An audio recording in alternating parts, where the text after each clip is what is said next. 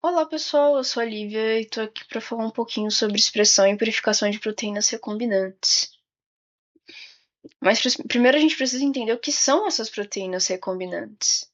E para entender o que são essas proteínas recombinantes, a gente precisa entender um pouco das bases da tecnologia do DNA recombinante. Na tecnologia do DNA recombinante, ou a clonagem molecular, ela consiste em unir um fragmento de DNA de interesse, que é um inserto, a um vetor, que é uma molécula transportadora. Então vamos lá. O nosso fragmento de DNA de interesse é um fragmento de DNA que não pertence àquele vetor, ou não pertence ao organismo que a gente vai inserir ele. Então a gente vai fazer uma recombinação disso em um vetor. Esse vetor também é uma molécula de DNA que vai ter a capacidade de transportar esse DNA. Esse DNA recombinante é então introduzido em uma célula hospedeira, onde o vetor se replica produzindo inúmeras cópias idênticas do inserto. Então, vamos imaginar que a gente vai colocar esse vetor dentro de um microorganismo e conforme esse microorganismo se multiplica, esse vetor também vai se multiplicar.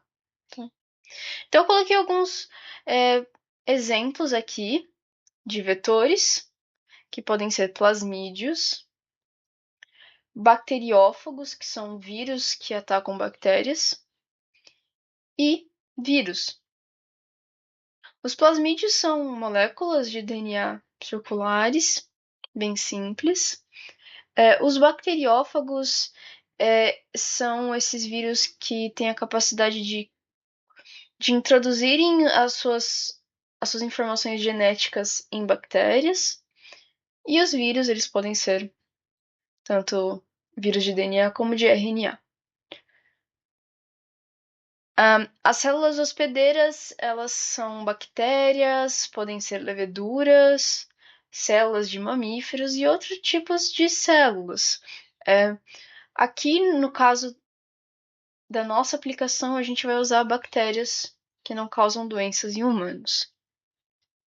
A função prática é introduzir informação genética exógena em algum, tanto com a necessidade de introduzir essa informação em algum tipo de célula para entender essa introdução, como o que muda naquela célula, como também para, por exemplo, expressar proteínas recombinantes, que é o nosso objetivo aqui. A função social é o desenvolvimento científico, produção de fármacos, produção de vacinas e por aí vai. Então, os vetores que a gente vai abordar aqui são os plasmídios. Tá? Os plasmídios podem ocorrer naturalmente em alguns organismos, mas também podem ser sintetizados quimicamente.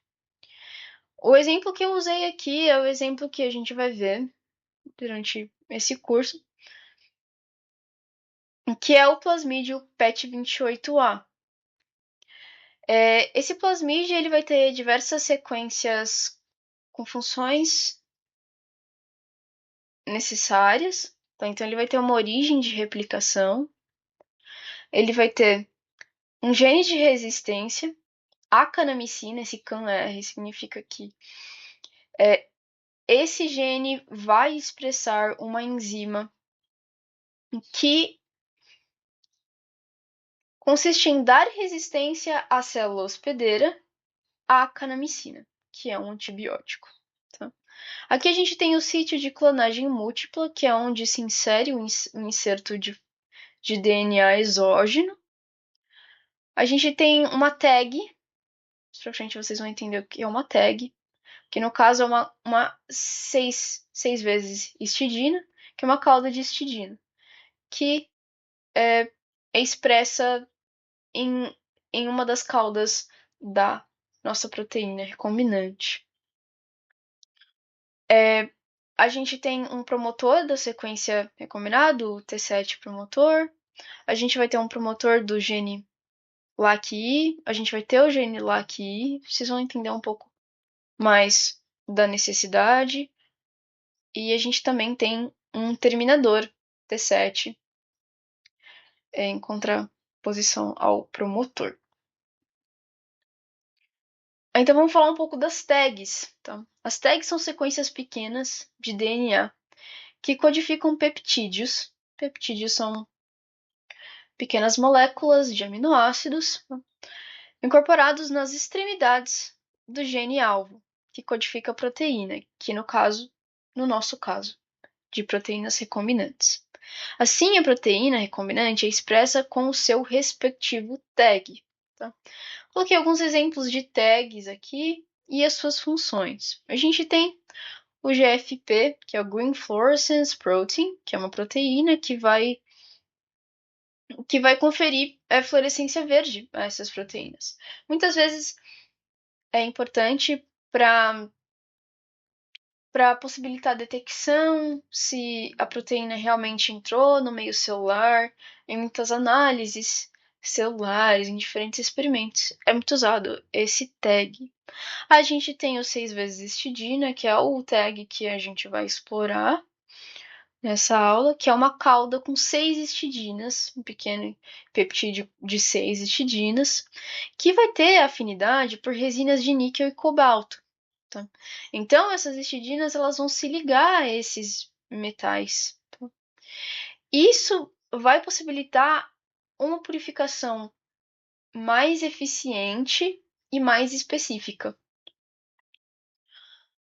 A gente também tem o MBP, que é uma Toss Binding Protein, que é uma proteína que tem afinidade por resinas de amilose, que também tem uma função muito parecida com a cauda de histidina.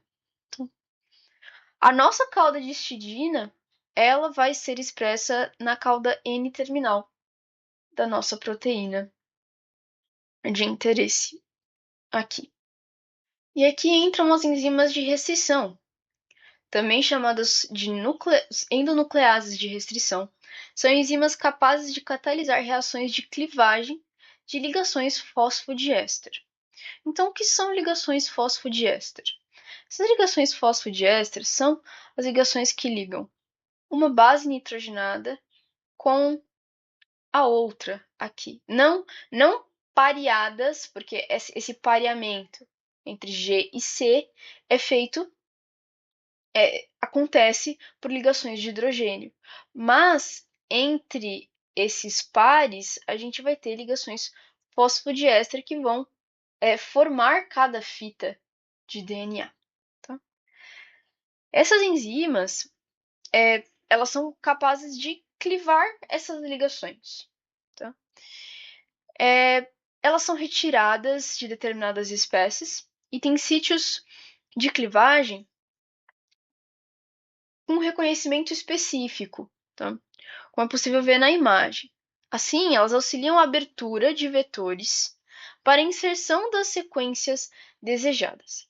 Então, esses sítios de clonagem múltipla, eles vão ter diversas sequências que são reconhecidas por essas enzimas de restrição. Então, a gente tem aqui a BAN-HI, a EcoRI, enfim, todas essas daqui, que têm origem em bactérias, outros micro-organismos, e elas vão reconhecer essas sequências de nucleotídeos específicas e vão clivar onde está a setinha. Tá? Clivou aqui e clivou aqui. Elas vão clivar cada fita. Às vezes elas vão clivar no mesmo lugar, mas às vezes elas vão clivar em lugares diferentes. Tá? E aqui o nosso sítio de clonagem múltipla, eu coloquei um exemplo aqui mostrando mais das sequências reconhecidas, então você pode perceber aqui que a gente vai ter diversas. Vão ser reconhecidas por todas essas enzimas aqui. Então é possível escolher uma enzima que seja adequada para clivar esse vetor. Então, abre-se esse vetor que é circular, esse plasmídio que é circular, fechado, e abre-se um espaço para se inserir um fragmento de DNA exógeno. Tá? E aqui entram as DNA ligases, que serão as enzimas que vão catalisar a ligação entre os trechos de DNA com o nosso vetor. Então, serão as enzimas que vão possibilitar ligarmos aqueles insertos no nosso vetor, tá? A adenina ligase ela vai catalisar a formação da ligação fosfodiéster novamente, tá?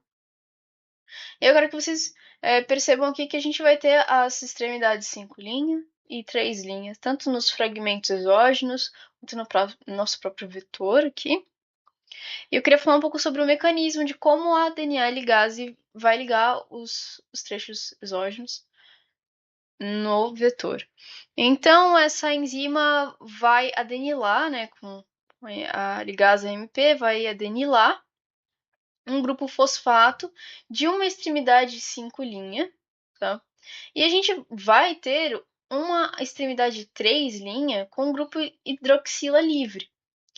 Então, esse grupo hidroxila livre vai poder fazer um ataque nucleofílico nesse grupo fosfato. A gente vai ter a liberação do MP e a gente vai ter a formação da ligação entre essa extremidade 3' e a 5', formando a ligação fosfodiéster novamente.